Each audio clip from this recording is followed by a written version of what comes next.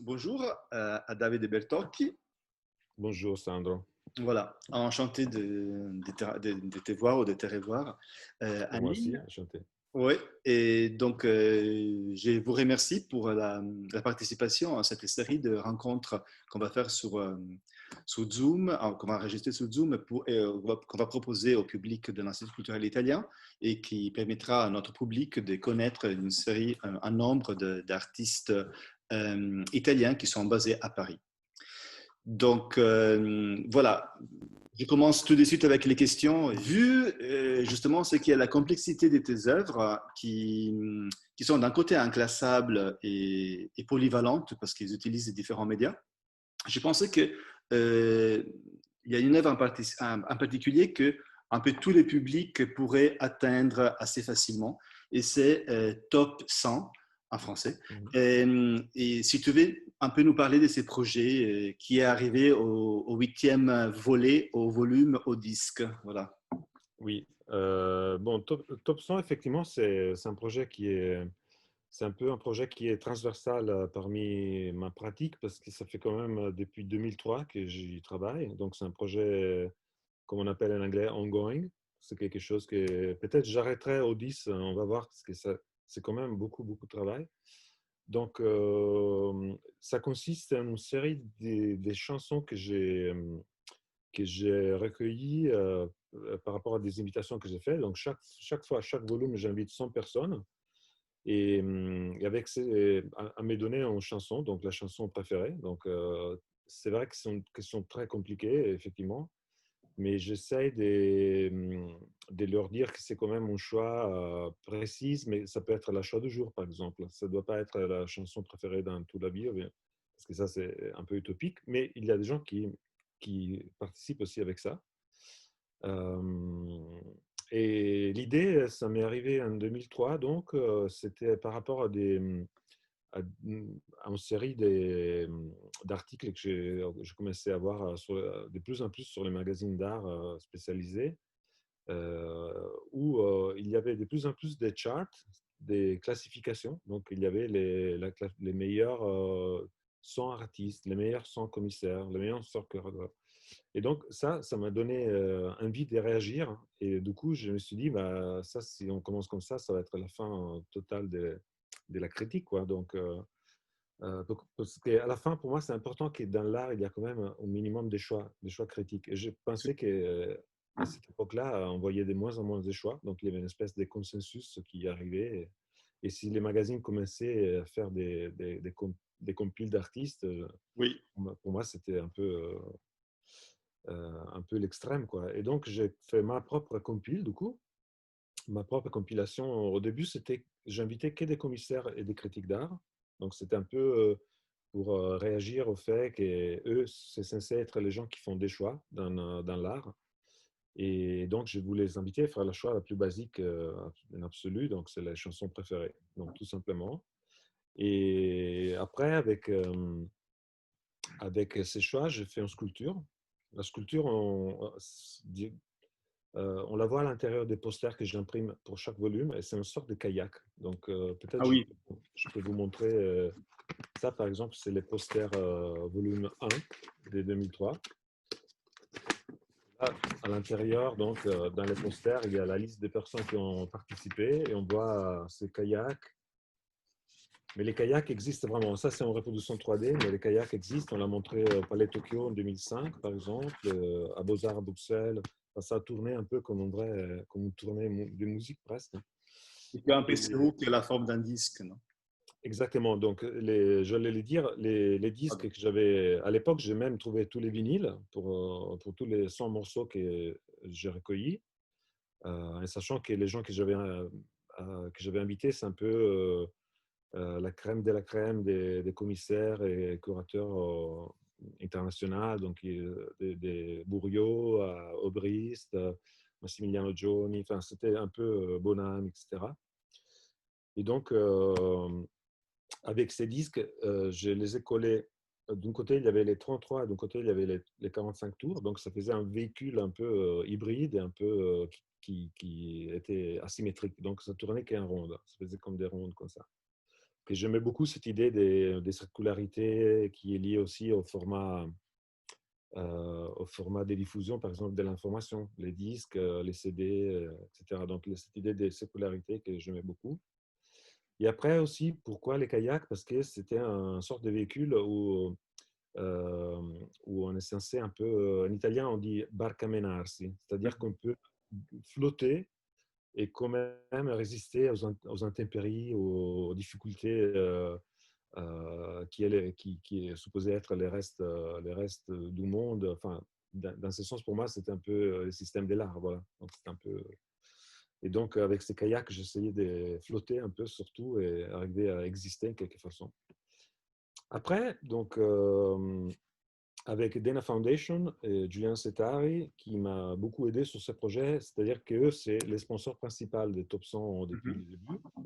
Et avec elle, on a décidé de faire une petite édition. Donc, on a vraiment fait les CD. Donc, il y avait un CD avec les 100 morceaux et les posters pliés, avec un graphiste qui est basé à Amsterdam qui s'appelle Martin Piper. Et après, donc, c'est devenu une sorte de projet éditorial. Donc, du coup, il y avait la musique, il y avait la sculpture, et après, il y avait l'édition qu'on pouvait diffuser, sachant que j'ai jamais vendu l'édition parce que ça me semble quand même un acte, comment dire, un peu d'appropriation, en réfléchissant au format de la chanson, l'MP3, parce que c'était des MP3. Mhm. Et c'était comme une profession artistique, et donc je ne voulais pas les vendre, je voulais juste les donner, réinjecter dans les circuits. Voilà. Oui. Et donc, il y a eu un volume 2, il y a eu un volume 3, il y a eu un volume 4, 5, 6, 7. Et là, c'est cette semaine, il y a le volume 8 qui est sorti et qui on a présenté, et qui on va présenter d'ailleurs avec les posters. C'est pas imprimé, mais ça va être imprimé le mois de septembre et on les présentera au Centre Pompidou-Metz. Ah, C'est voilà. une invitation de Chiara Parisi.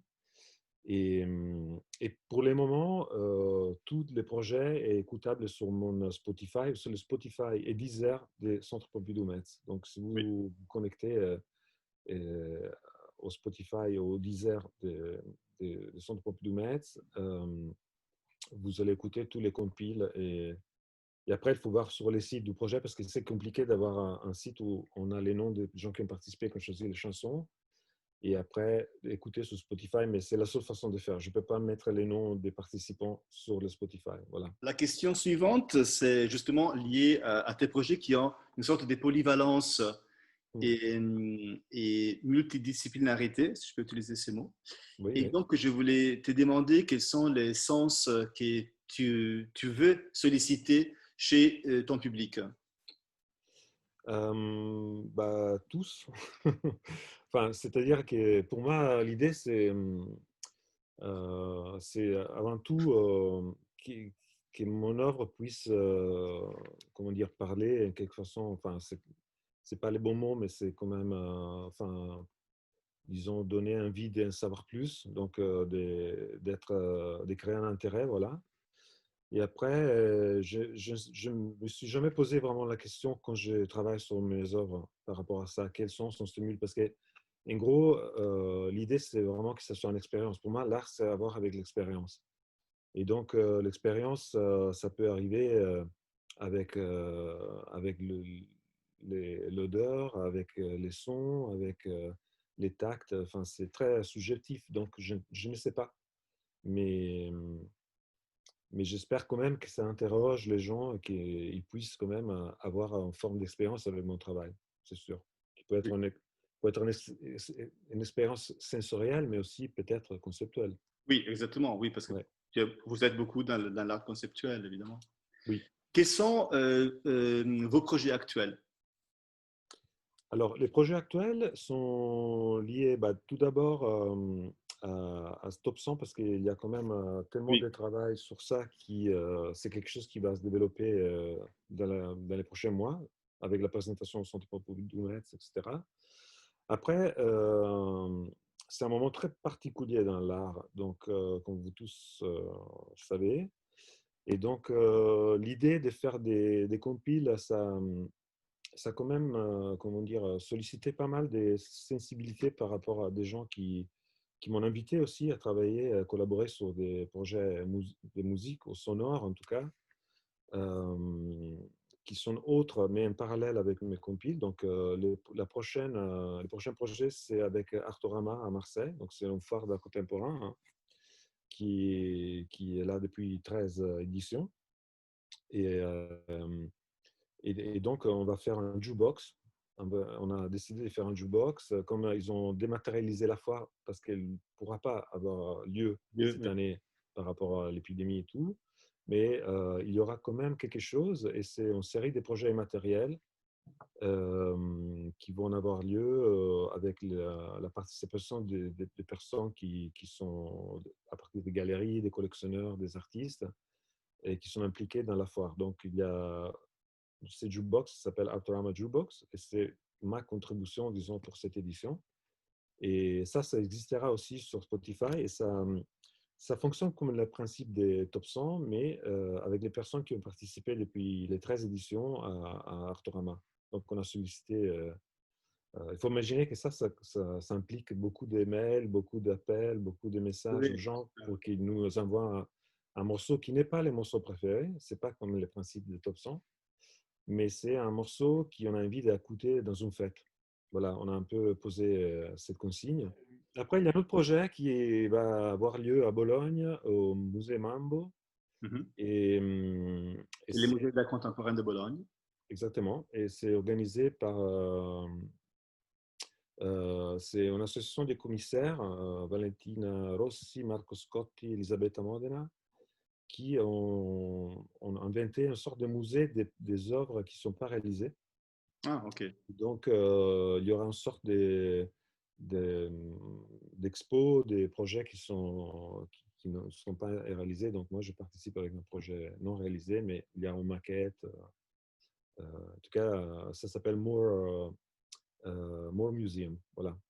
Vous avez mentionné Katla. Je voudrais vous demander s'il y a des artistes de référence ou un artiste phare dans votre parcours. Euh, Disons que c'est un ensemble d'artistes. Il n'y a pas qu'une figure. Bon, avec Maurizio, j'ai eu la possibilité de travailler avec lui parce que j'étais à mes débuts, disons, quand j'habitais à Milan, je travaillais pour la galerie Massimo De Carlo. Et avec cette boulot, disons, c'était un boulot alimentaire, mais qui m'a permis quand même rencontré énormément d'artistes avec qui j'ai pu travailler. Donc Maurizio, qui était aussi mon propriétaire à Milan, parce qu'il avait un appartement qu'il louait. Comme lui, il habitait à New York, mais moi, j'avais besoin d'un appart, donc il m'a, disons, loué son petit appart, mais c'était parfait. C'était dessiné par lui, donc c'était un peu à la carte là. Et, et C'est une ceci, expérience. comment? Déjà une expérience. Ah oui, c'était vraiment une expérience. Et après, bon, j'ai pu travailler avec, par exemple, quelqu'un que je me sens très proche, c'est John Armleder, c'est un artiste suisse. Après, il y a des artistes que je garde un peu dans la tête, Gino De Dominicis, évidemment, Emilio Prini, que j'ai eu le plaisir de voir à son expo à Turin, à la Fondation Merz, le mois de janvier. Une magnifique expo d'ailleurs. Et après, après, Philippe Thomas, par exemple, c'est un artiste qui avait travaillé beaucoup sur l'idée des ready-made. C'est quelqu'un de très conceptuel, mais qui avait aussi une session sur les processus. Et il avait fondé un groupe d'artistes qui s'appelait IFP, Information, Fiction, Publicité, dans les années 80. Ok. Et ça, c'était pour moi, enfin, c'est des ensembles. Donc, c'est pas qu'il y ait une référence, mais il y a constamment, c'est un peu une sorte des flux permanents. Voilà, j'arrive vite à la dernière question. Donc, vu que vous avez travaillé et vécu soit en Italie, soit en France, et vous êtes en France depuis une vingtaine d'années, Oui. je voudrais vous demander s'il y a pour vous un objet qui représente l'Italie et un objet qui peut représenter la France.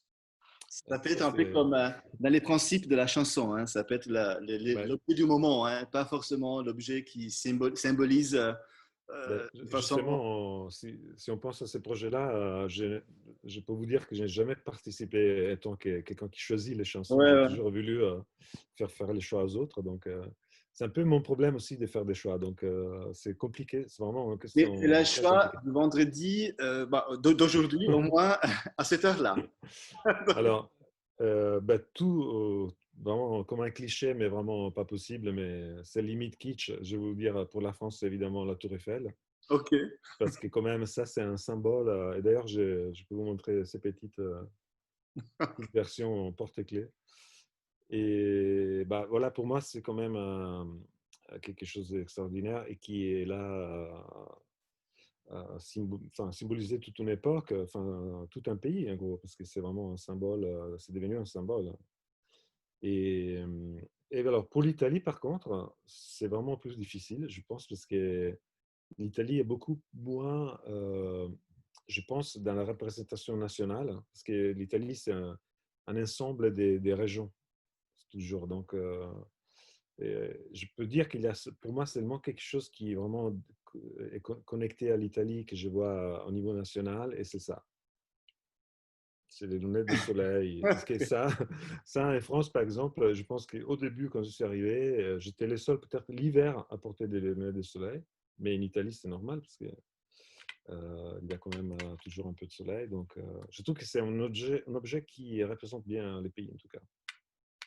Et les gens, dans ces cas-là, comme c'est un objet. Évidemment. Donc, je vais le mettre là. C'est parfait. Voilà. Bon, alors, merci bien pour la disponibilité Merci, et merci à vous, la Sandro. communication. Merci.